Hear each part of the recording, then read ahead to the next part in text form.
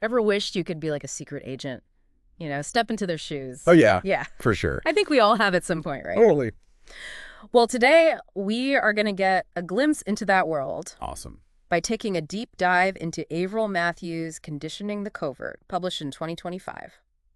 This book is all about the skills and knowledge you need to become a freelance operative. Really? Think like spies, hitmen, really anyone working outside the law. We're talking some serious skills. Constant danger, moral gray areas. So buckle up, this is going to be a wild ride. That sounds fascinating. The book jumps right into the unique set of skills this world demands, and it makes it clear right away that it's not just about being physically tough. It's a whole different ballgame. Okay, so let's unpack that. What makes it so different? Well, these freelancers, they're on their own. Yeah. No government agencies or criminal organizations backing them up. To survive, they need to be insanely adaptable, resourceful. It's like being a one-person army, except instead of fighting a war, you're navigating a web of secrets and deception. What really surprised me was the book emphasizes the importance of networking and reputation, even in this kind of shadowy, like, underbelly of the world. So it's not just about being a lone wolf, it's about who you know and what they think of you. Makes total sense, right? Mm-hmm. And think about it, even in legitimate businesses, trust and referrals, those are crucial. In the world of freelance operatives, it's even more important. Oh, for sure.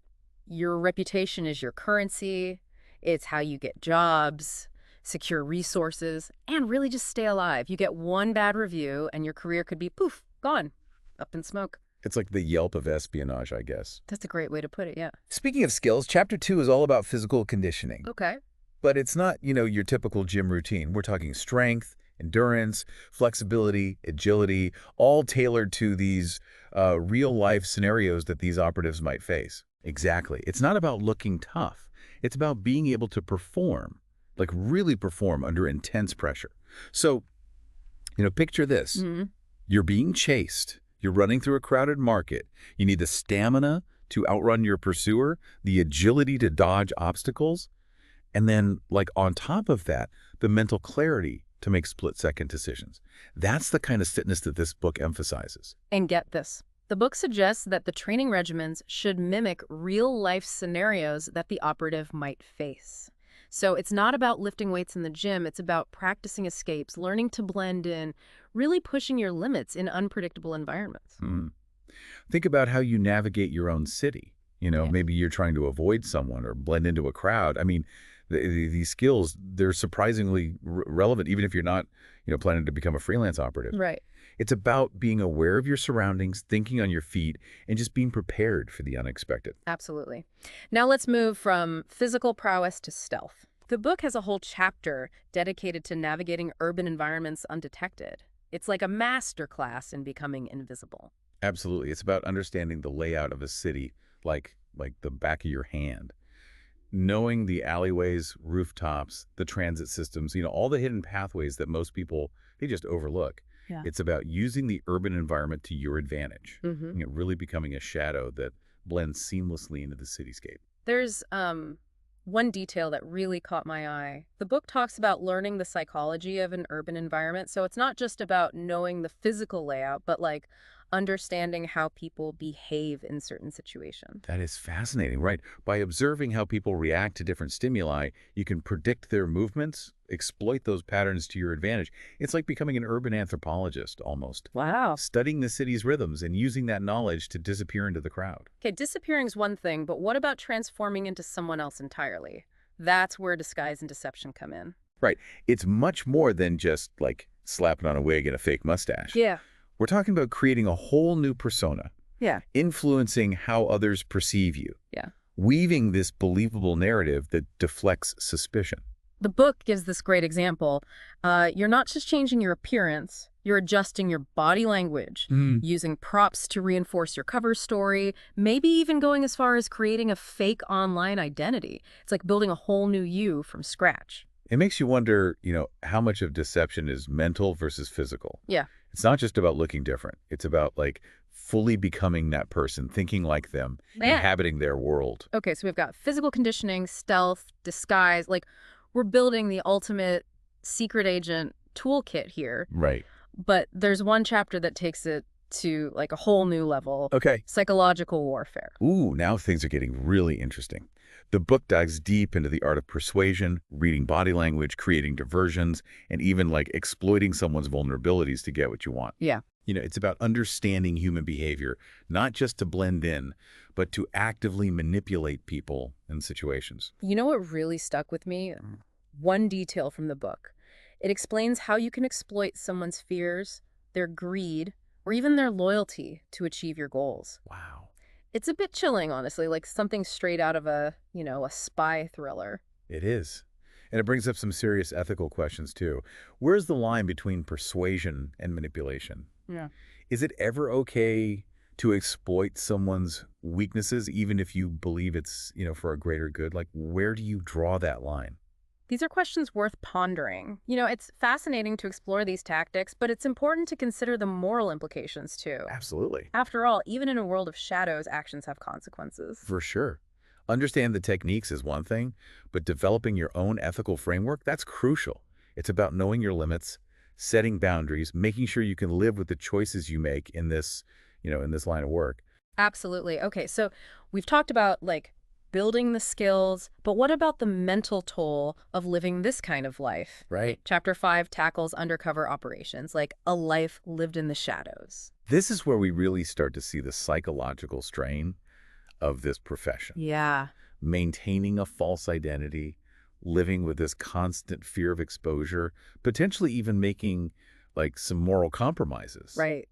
I mean, it's not for the faint of heart. Not at all.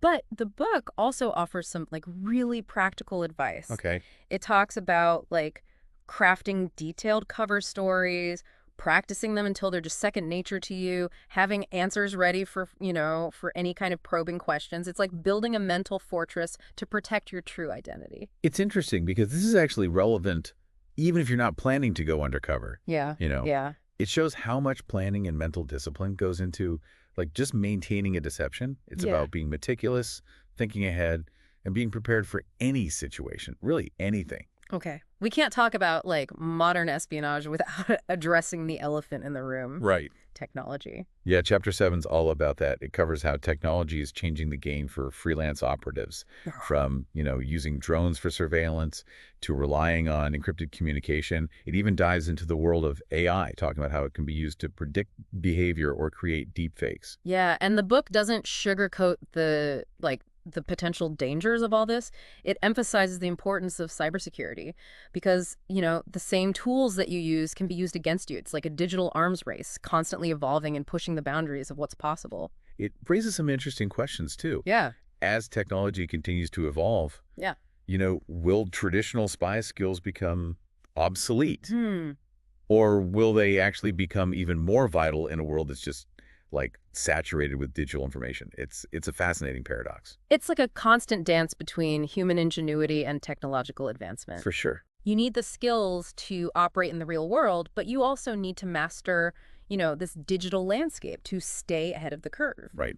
Adaptability is key. Yeah. And speaking of adaptation, let's talk about the tools of the trade. Okay, now we're getting into the nitty-gritty. Yeah. Chapter 8 is all about weaponry and tactical gear, choosing the right tools for the job, and of course, knowing how to use them effectively. It's fascinating how the book breaks down, the decision-making process for all that. Right. It's not just about firepower. It's about discretion, practicality, and understanding, the context of the operation. You wouldn't bring a bazooka to a board meeting. No, you wouldn't. Yeah. And it's not just about picking the right tools. It's about knowing how to use them effectively. Right. The book talks about the importance of training, maintenance, even developing a sense of when and how to use force. It's about being, a master of your craft, understanding the nuances of your equipment, and just being able to adapt your tactics to any situation. Okay, so we've got the skills, the tech, the tools, but what about the legal ramifications of operating in this world? Chapter 9, that's where we dive into some, pretty murky waters. Yeah, it highlights the inherent risks for freelancers who are working, outside the law. You're not bound by the same rules or protections as government agents, so understanding things like self-defense laws, the implications of using certain technologies. It's all about mitigating potential consequences. You know what surprised me? The book emphasizes the importance of networking, even when it comes to legal matters. So, Building a network of trustworthy contacts, lawyers, fixers, people who can provide advice or resources if things go wrong. It's like having an insurance policy in a world where you can't exactly call 911. It really underscores how interconnected this world is, even in its illegality. You can't operate in a vacuum. You need people you can trust, people who can help you navigate like all the legal and ethical minefields of this profession. Absolutely. We've covered a lot of ground. We have. But there's one crucial element we haven't touched on yet. Money. Okay. Chapter 10 tackles the often overlooked aspect of financial management for freelance operatives. This is where, the business side of things really comes into play. It's about budgeting for operations, managing income and expenses, even considering things like, taxes and investments. I was fascinated by how the book breaks down budgeting for different types of missions. Like, it factors in everything from equipment and travel expenses to contingency funds for unexpected situations. Right. It's like running a business, just with a much higher risk factor. Exactly. And the book even talks about long-term financial planning, retirement savings, exit strategies, things you might not typically associate with this life of espionage. It's a reminder that even in a world of shadows, you still have to plan for the future. Absolutely. And speaking of the future, let's talk about the one thing that's constant in this world change. Okay. Chapter 11 is all about the evolving landscape of covert operations. The importance of continuing education and training.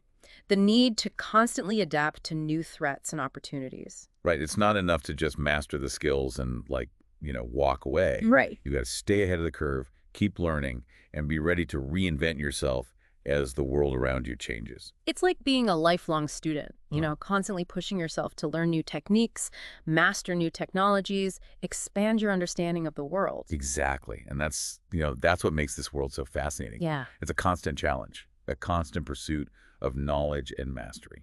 Speaking of challenges, let's talk about the ethical dilemmas that come with, operating in this world. The book, it definitely doesn't shy away from those moral complexities.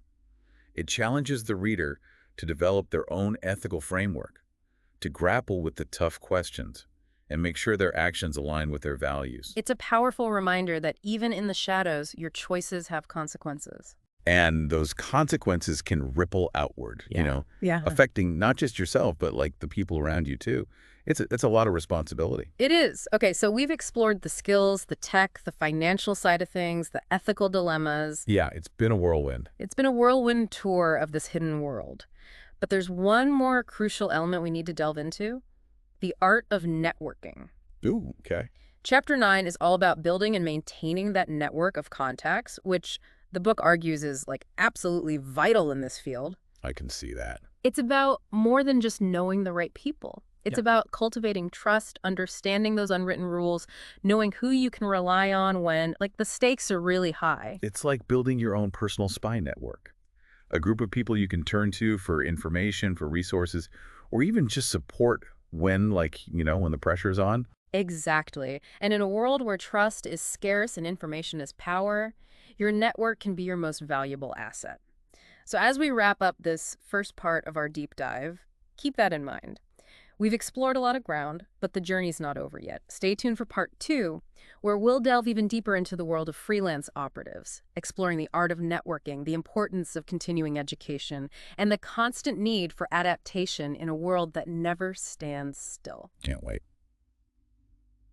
Welcome back to our deep dive into the world of freelance operatives. We've talked about the skills, the gear, even the finances, but there's one thing that really stood out to me: the importance of, never stopping learning in this line of work. Right. Yeah. Chapter 11 really drives that point home. It's not enough to just master the basics. You need to stay ahead of the curve, Yeah. Constantly refining those skills and adapting to new threats, new opportunities. It's like the world of espionage is this constantly shifting landscape, and you need to be ready to evolve with it. Yeah, for sure. And it's not just about traditional training either. The book talks about staying informed about everything, from legal changes and technological advancements to even shifts in the political landscape. It makes you realize that being a successful freelance operative is as much about having a flexible mindset as it is about, having those physical skills. Right. It's about being resourceful, thinking critically, always anticipating what's coming next. The book specifically mentions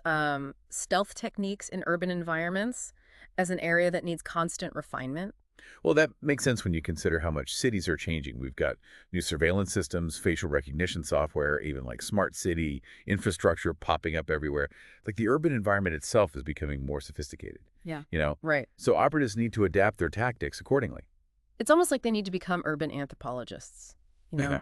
Yeah. Like studying the city's patterns and rhythms to like really exploit them effectively. That's a great way to put it. It's about understanding the flow of people, the placement of those security cameras, even like the timing of traffic lights. It's about seeing the city not just as a collection of buildings, but as this complex system that can be manipulated to your advantage. Okay, so we've talked about physical skills and technology, but what about the psychological element? The book really stresses that mastering human behavior is like an ongoing process, right? And rightfully so. Yeah. Human behavior, it's incredibly complex, unpredictable. Right. You know, the book dives deep into those ethical considerations of using psychological manipulation too, Yeah. reminding us that it's a powerful tool and it should be used with, with caution. There's this one line that really stuck with me. While manipulation may be a necessary tool, the impact on victims and their families should not be overlooked. Yeah. It's a sobering reminder that even in this world, actions have consequences. Right. And those consequences can extend far beyond the immediate target. The book doesn't really offer easy answers when it comes to these ethical dilemmas, but it does encourage operatives to like develop their own moral compass, you know? Which is, I think, perhaps the most important takeaway of all. Yeah. In a world where the lines are often blurred, having a strong sense of personal ethics, that's crucial. It's about knowing where you draw the line and being able to live with the choices you make.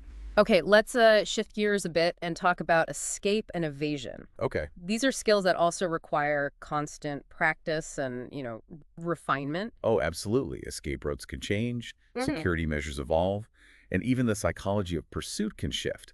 It's a dynamic process that demands ongoing adaptation. The book has a great section on the importance of physical conditioning for, like, successful evasion. It emphasizes that it's not just about being able to outrun someone, you know? You need stamina, you need agility, and the mental clarity to think, like, clearly under pressure. Yeah, the book even suggests like incorporating elements of parkour and freerunning into training regimens, Wow. to develop the adaptability needed for navigating those complex urban environments.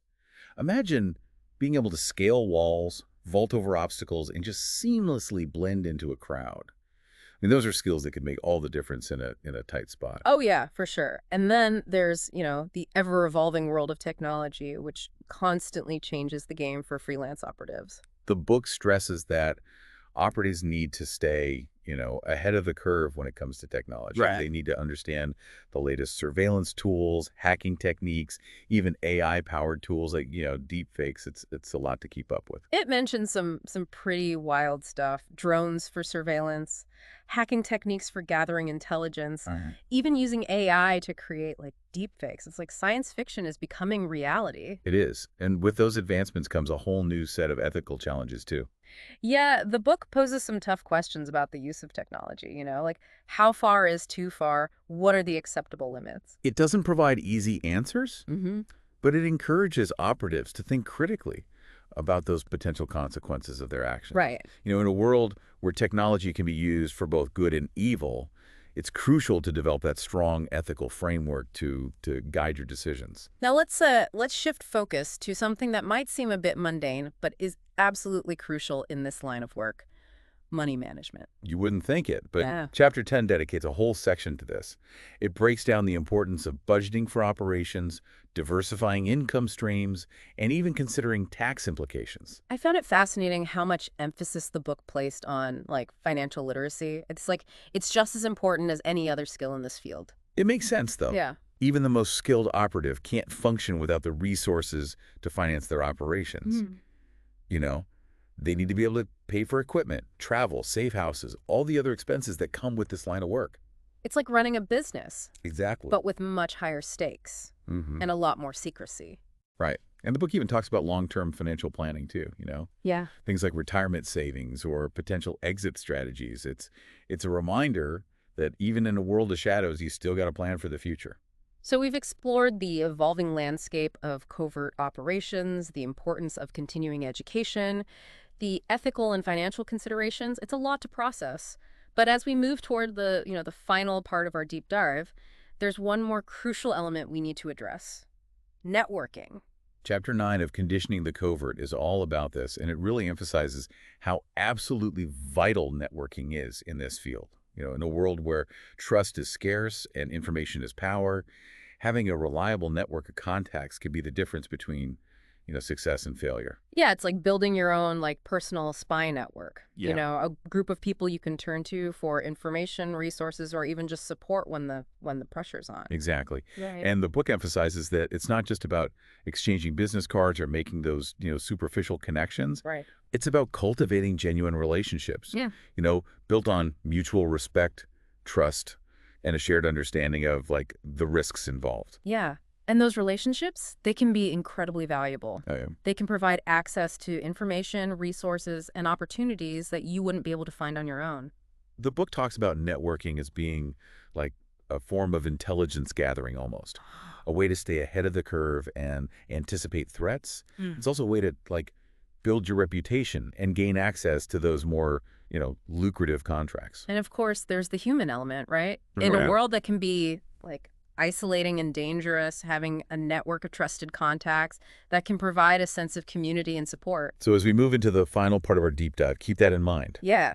Conditioning the Covert offers a unique glimpse into a world where survival depends not just on individual skills, but also on the strength of your network. Welcome back to our deep dive into the shadowy world of freelance operatives. Yeah.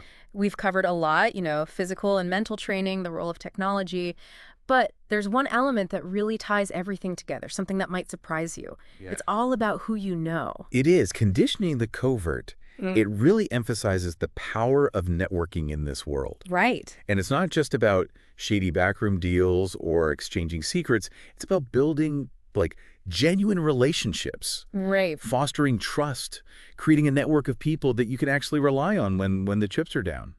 Chapter 9 goes deep on this, and it's not what you'd expect. It's almost like it paints this network as almost like a secret society, a tight-knit community with its own code of conduct and a strong sense of loyalty. Makes sense when you consider the unique challenges that these operatives face, right? I mean, they often operate outside the law without the support of traditional institutions.